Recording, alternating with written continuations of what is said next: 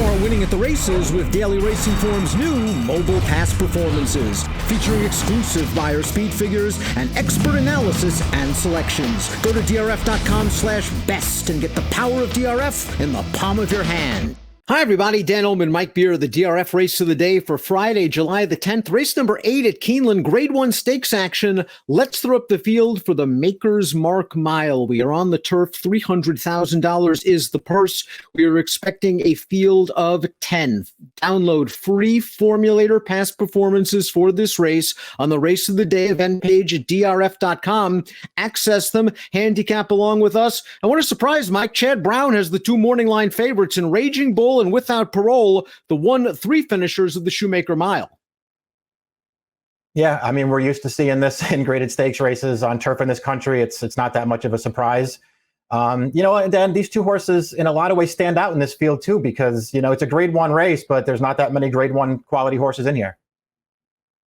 I really do think that pace tactics are going to have a big say in the outcome of this race. When we look at the Timeform US pace projector, I don't think there's a ton of early speed outside of the 2 High Crime, who's stepping up in class and stretching out in distance, and last year's Preakness winner, War of Will. I just think War of Will, second off the layoff, if he can get this sort of trip, sitting off of a horse that is a lot of questions regarding class and distance, he could be in front and in charge turning into the stretch. Yeah, I mean, it's hard to argue with that, Dan. It's hard to argue with that pace projector, too. I mean, there's just not a lot of speed in this race. And certainly the 2 feels like he almost has to be on the lead here as he stretches out off of a wire-to-wire win going 5.5 furlongs. And War of Will's got plenty of speed, but does not need the lead to be effective. A horse that's going to be coming from off the pace is the number 1 Hembry, one of 2 in here trained by Michael Maker. This is a typical Maker situation. He retook this horse for $50,000, turned him into a grade 2 stakes winner. Hembry's often a bridesmaid, 10 runner-up finishes from 34 lifetime starts. Last time out at Churchill, I thought he was ridden very conservatively at the back of the pack. The runner-up Parlor got the jump on him entering the turn. Hembry got sort of towed into the race, and he kind of just flattened out a little bit later. Is a mile and a 16th a little far for him? It probably is, and I think he's probably better at this distance. Listen, I still like Hembry. I do think he was in much better form last year than he has been since he returned from the layoff this year in February. And, and also, the deal with that last race on May 23rd is, I think most people who watch it would take Parlor out of that race over anybody else. That's certainly how I looked at the race. I still like Hembry. I just don't like him that much in this race. Plus, Hembry has the same running style as some of the main protagonists in this race. The 2 favorites from the Chad Brown barn, most notably. I'm not sure he has the same closing kick as those 2. A likable, solid type. Now, the 2 High Crime expected to be on the early lead. He has tried route racing twice in his career. In both of those starts, he had a clear lead turning for home, and he got swallowed up. Last time out, 5.5 on the turf, no problems. Got to the front, put away that overmatched field.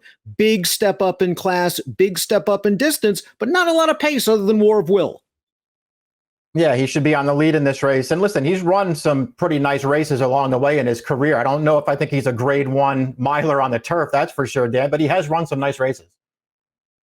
The number 3 Parlor, always a solid horse, taken for $80,000 by Maker back in November. He's now grade 2 place. Let's talk about his start 2 starts back, Mike. That was the race where he finished ahead of Hembry, and you mentioned that you would rather take Parlor than Hembry out of that race, and I would tend to agree. He made this premature 6-wide move on the turn to take the lead, and he understandably tired. But last time out, I thought he loomed very boldly turning into the stretch and just couldn't get by a nice horse in Factor This and English B, who's also in this race. I wonder if that last race indicates that maybe he's exposed as not a grade 1 or grade 2 type.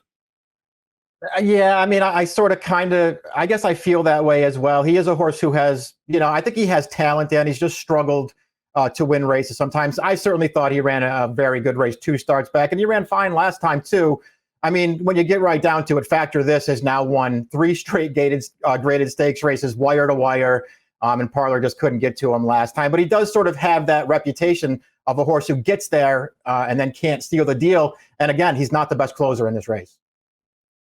Raging Bull, the number 4, was a Grade 1 winner as a 3-year-old for Chad Brown at Del Mar. Blanked last year despite running a few good races, and in his seasonal debut off a long layoff. Let's watch the Shoemaker Mile. He got back to the winner's circle. He got a clean trip. Watch him on the far outside. Now down towards the inside, in behind the horse in the pink silks. The horse in the pink silks is War of Will. Without Parole is in behind War of Will, and while Raging Bull gets the clear run, Without Parole is stopped.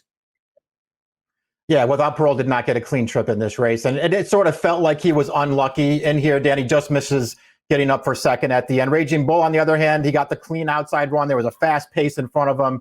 And that's just sort of what you expect Raging Bull to do these days. He sits, and when he gets a clean run, he makes big runs through the stretch. He's got a lot of talent. I can't say I've always been his biggest fan, Dan, but I do think he's the horse to beat in here. I agree with you. He has winning experience at Keeneland. It can be a quirky turf course. Raging Bull handles it, and you know he's going to be running at the end of this race. I think a horse that might be a sleeper at a little bit of a price, perhaps to use underneath in your single race exotics, is the 5 English B, who is a graded stakes winner as a 3-year-old. And even though he hasn't won this year, you look at his Beyer speed figures, and it just seems like he has improved by leaps and bounds. He just missed in the Wise Dan last time out. He got a decent enough trip. If I had to nitpick with the ride, he broke really sharp, and then they just let the speeds go, and they kind of took him back to last, but he saved every inch of ground. He came out in the stretch. He fired home late. I think he has a little bit more tactical speed than that, and I would expect him to be closer to the pace. This is a big ask for him against some grade 1 types, but maybe he can hit the board at a price. Yeah, he is going to be a price in this race, so I agree with you. If you like him, you can use him, especially because, as you mentioned, he does have good tactical speed, which he didn't necessarily use last time, but he can sit the right trip in this race, and that could go a long way. The number 6 is Everfast, and he's just an enigma. He's eligible for a non-winners of 2 life. He is on a 16-race losing streak. He's also classic placed, second in last year's Preakness behind War of Will, and he's in very good form. 2 runner-up efforts this year, 1 in a non-winners of 2 life, and 1 against Owendale, who on his best day is one of the better handicap horses in the country. Now they try turf for the first time. I just don't see the turf pedigree. He's by Take Charge Indy out of a full sister to Wilco, who won the Breeders' Cup Juvenile on dirt. I respect Jack Sisterson a lot, and this horse does have tactical speed and is in good form. Yeah, those things are all true. And he is a bit of an overachiever as well, which I like about him, but I couldn't think of any real good reason to want to bet him in a grade 1 race in his turf debut. Probably the best thing to say about the 7M House is he has good tactical speed, and he probably can work out a nice trip sitting in the second flight. That was the trip that he enjoyed 2 starts back at the fairgrounds, where he sat just off the leaders and came home with a nice win over Parlor, and the runner-up also came back to win. In the Wise Dan last time out, I thought he had a similar situation. He saved ground. He was in behind horses, but I just thought he was one-paced down towards the inside. I think these are a little bit too tough for him, but I do respect his tactical speed.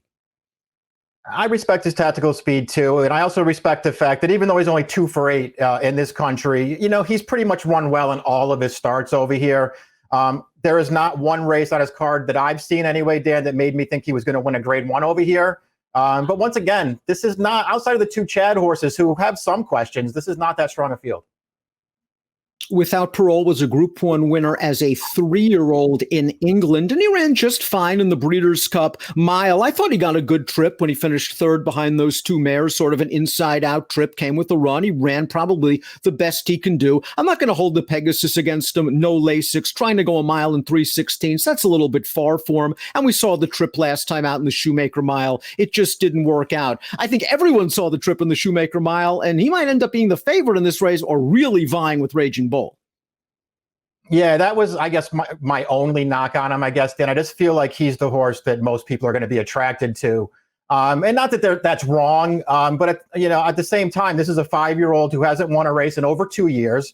And I know that he's had some trips since he's gotten over here, but, listen, if he winds up being the favorite or co-favorite around there, I would just rather bet somebody else.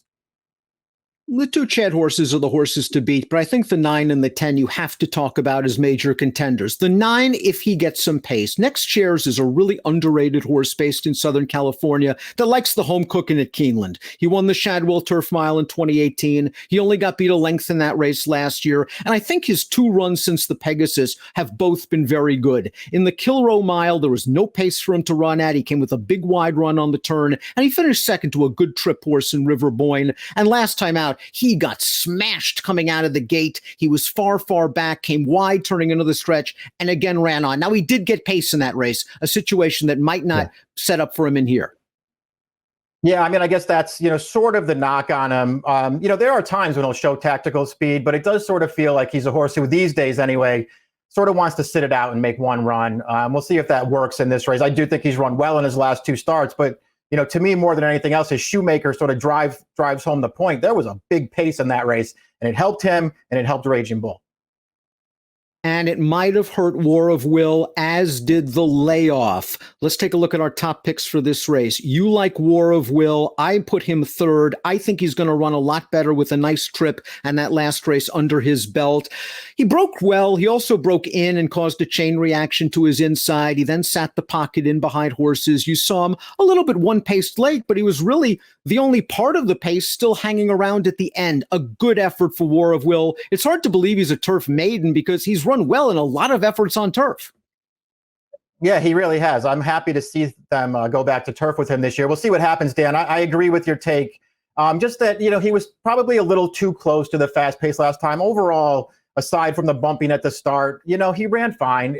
He never looked like he was going to win that race, but off the layoff, back to turf for the first time in a grade one, all those things, just thought he ran well. And it seems like he's just going to get a much better trip this time. I mean, there's no pace in this race at all. So post 10 is not supposed to really affect him. He should get forward and should be tracking a stretch out sprinter on the lead. I would expect him to be in front when the field turns for home, and we'll see if the Chad duo and maybe next chairs can run him down. You're going 10-4, 8-9. I'm going 8-4, 10-9. I think without Parole is okay. I think he was compromised. I think he would have been best if he got a trip last time out in the Shoemaker Mile. It's your Friday DRF race of the day. It is the Grade 1 Shoemaker Mile. Best of luck.